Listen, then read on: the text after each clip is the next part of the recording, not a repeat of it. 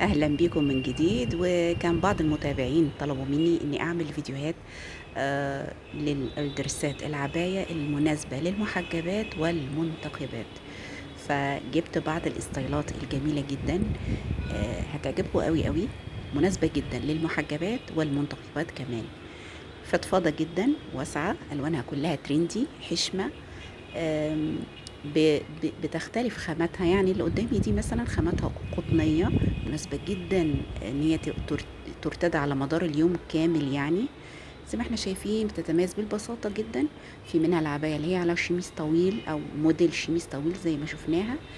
عندي العباية القطعتين التحفة دي مناسبة جدا للخروجات، ايفنتات، مناسبات.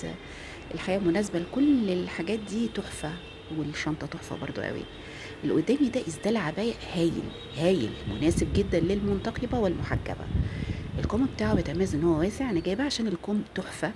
وكمان بأستك كمان الكم طبقتين. هايل جدا، مناسب جدا. العباية نفسها حشمة وتحفة جدا، مناسبة ترتدى طول اليوم. مناسبة جدا جدا للأخت المنقبة، مناسبة جدا للمحجبة. وتتميز طبعا بالوسع، وزي ما احنا شايفين بشياكة الألوان.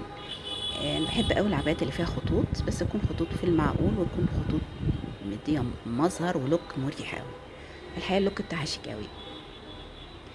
العبايات اللي قدامي دي العباية ام طبقتين، طبعا دي للمناسبات، تحفة جدا. القماشة بتاعتها حلوة قوي على فكرة.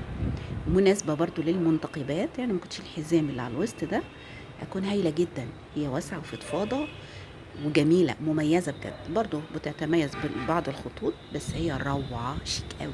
يا رب يكون الفيديو عجبكم، متنسيش الشير واللايك والاشتراك.